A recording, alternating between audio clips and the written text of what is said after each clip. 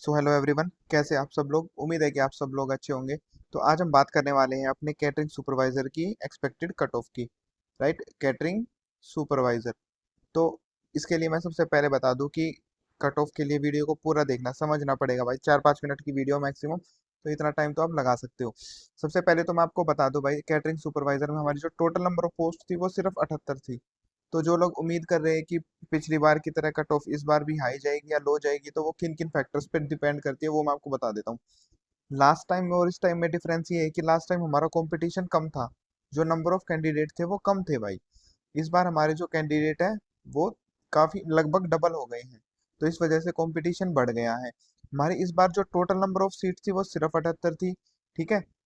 दूसरी चीज, अटेंडेंस इस बार पहले के मुकाबले काफी कम थी। अगर बात करें तो लगभग हर जो एग्जाम सेंटर था, एनटीए का था, राइट, इन सब में लगभग 50 से 55% ही अटेंडेंस थी। तो ये भी काफी बड़ा फैक्टर इफेक्ट करने वाला है। देखो, हमारे उसमें कोई इंटरव्यू वगैरह नहीं होता है, तो सारा जो झोल है वो इसी पेपर के अकॉर्डिंग हो जाएगा। पेपर का मैं बता देता हूँ भाई, याद दिला देता हूँ।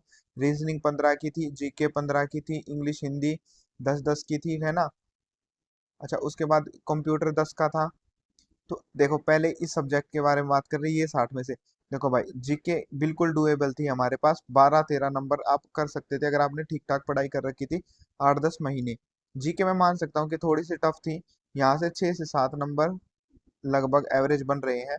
इंग्लिश और हिंदी में, दोनों में, हिंदी तो सभी कर रहे थे भाई कि 8-7 8-7 8-9 इस एवरेज के साथ नंबर कर रहे थे। इंग्लिश में भी 6-7 का एवरेज आ रहा था। तो 13 से 14 नंबर यहाँ पे इंग्लिश में भी बन रहे हैं। कंप्यूटर में मैं मान सकता हूँ कि थोड़ा सा कम था, लोगों ने कम पढ़ा था कंप्यूटर। हमारे सब्जेक्ट में इतना लोग कंप्यूटर नहीं पढ़ते हैं, लेकिन बहुत ज्यादा बेसिक ही था। मतलब 5-6 क्वेश्चन तो बिल्कुल इजीली डुएबल थे। तो 6-7 क्वेश्चन आप कर सकते थे। ठीक है। तो अगर यहाँ से बात करें तो यहाँ से लगभग 37 नंबर हमारे बन रहे हैं, क्योंकि सीट सिर्फ 78 है भाई। अगर हमारी सीट 700-800 होती तो मैं इसको 37 को 27 भी कर सकता था।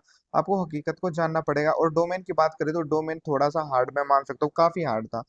तो उसके लिए मैं बहुत ज्यादा नहीं करने वाला हूँ कि भाई बहुत ज्यादा नंबर। तो उस 60 में से भी हमारे सिर्फ लगभग आधे ही नंबर बनते हैं। तो वो 33 से लेके और 35 के नंबर के बीच में जिन्होंने ठीक पढ़ाई कर रखी थी उनके नंबर बनते हैं। अब ये जो 35 और 37 है ये बनते हैं यूआर कैटेगरी के लिए, और सब कैटेगरी के लिए थोड़ा थोड़ा कट ऑफ कम हो जाएगा। तो अब बात करते हैं कट ऑफ की। तो यूआर कैटेगरी की जो कट ऑफ है वो, क्योंकि लगभग मेरे पास 800 बंदों का डाटा है भाई, पोल किया था। उसके अलावा डाटा भी कलेक्ट किया, और एक जनरल ग्रुप भी है कैटरिंग का, टेलीग्राम पे मैंने नोटिस किया। वहाँ भी कैंडिडेट्स के रिव्यू देखे तो उन्होंने भी थोड़ा मुश्किल पेपर बताया है ज्यादातर कैंडिडेट्स ने। तो यूआर कैटेगरी की हमारी सिर्फ 44 पोस्ट है, बहुत ज्यादा पोस्ट नहीं है। तो मेरे हिसाब से ये कट ऑफ लगभग 74 रहने वाली है यूआर कैटेगरी की, इस डाटा के अकॉर्डिंग। क्योंकि 78 ही सीट है तो 10 गुना कैंडिडेट्स तो हमारे पास हैं ही। अब बात करते हैं ओबीसी कैटेगरी की। 13 सीट है, जो लिस्ट रहेगी वो 12 रहेगी, क्योंकि 13 बंदे जो है 2-3 नंबर के डिफरेंस में ही आ जाएंगे।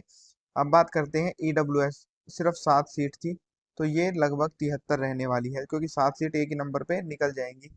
अगर 800-900 बंदे हैं, कंपटीशन में तो 1500 के आसपास है। ठीक है, लेकिन सीरियसली पढ़ने वाले 500 के आसपास ही थे। अब बात करते हैं एससी कैटेगरी की, जो हमारी 10 सीट थी। यहाँ पर हमारी कट ऑफ 71 के आसपास वेरी करने वाली है। एसटी कैटेगरी की सिर्फ 4 सीट थी, तो ये भी कट ऑफ 71 के आसपास ही वेरी करेगी। क्या ये एग्जैक्टली यही कट ऑफ होगी? नहीं भाई, क्योंकि जो और टोटल नंबर ऑफ कैंडिडेट है वो इससे 2 गुना है। जो डाटा मेरे पास है उससे 2 गुना है। तो प्लस माइनस 3 नंबर की कट ऑफ वेरी बिल्कुल करेगी, क्योंकि कुछ लोगों का सेक्शन 1 अच्छा है, कुछ लोगों का सेक्शन 2 अच्छा है। और कुछ लोगों का अगर सेक्शन 2 अच्छा है तो 1 अच्छा नहीं है, और 1 अच्छा है तो 2 अच्छा नहीं है। तो ये चीजें प्लस माइनस करके जो है कट ऑफ 3 नंबर वेरी करने वाली है। क्योंकि अगर जो बाकी कैंडिडेट्स का डाटा आता है लिस्ट के अकॉर्डिंग, अगर उनके एवरेज मार्क्स कम रहते हैं तो कट ऑफ 71 निकल जाएगी। और अगर उनका स्कोर और ज्यादा बेटर रहता है तो कट ऑफ 77, 76, 78 नंबर तक जा सकती है।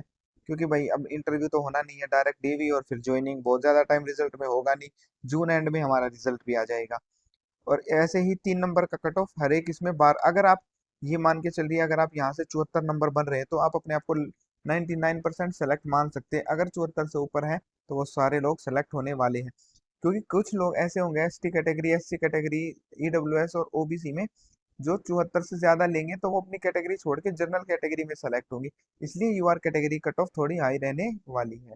और हाई तो मैं इसको नहीं बोल सकता हूँ भाई, देखो पेपर अत्यंत मुश्किल नहीं था, है ना। 78 सीट पे अगर 74 नंबर बनते हैं 120 में से, ठीक है, तो 60% ही बना भाई। 60% तो हमें बिल्कुल आने चाहिए थे। पहले पार्ट में आप 37-38 नंबर स्कोर कर सकते थे, दूसरे पार्ट में भी आप लगभग 35 नंबर स्कोर कर सकते थे। तो अगर यहाँ से देखें तो 72 नंबर तो यही बनने वाले थे भाई। ये एवरेज मार्क्स बताएं, और जिन सीट कम होने की वजह से टॉपर्स ही सेलेक्ट होंगे, तो इससे ऊपर वाले सारे जनरल कैटेगरी में सेलेक्ट होने वाले हैं। अगर मेरे को कमेंट करके अपना स्कोर जरूर बताना। मैं चाह रहा हूँ कि मेरे पास 1500 बंदों का डाटा है, तो एक वीक बाद में बिल्कुल एग्जैक्टली ये जो +3 का लोचा है इसे भी हटा दूं। तो कमेंट करके अपनी कैटेगरी के साथ स्कोर जरूर बताना। All the best everyone. और भाई कोशिश करना कि वीडियो को और लोगों को भेज सको जो हमारी कैटेगरी से हैं, ठीक है, मतलब जिन्होंने कैटरिंग सुपरवाइजर से पेपर दे रखा है, तो भाई ताकि ये पता चल जाए कि उनके नंबर कितने हैं, तो एग्जैक्टली पता चल सके। तो शेयर कर जरूर कर देना भाई। All the best everyone.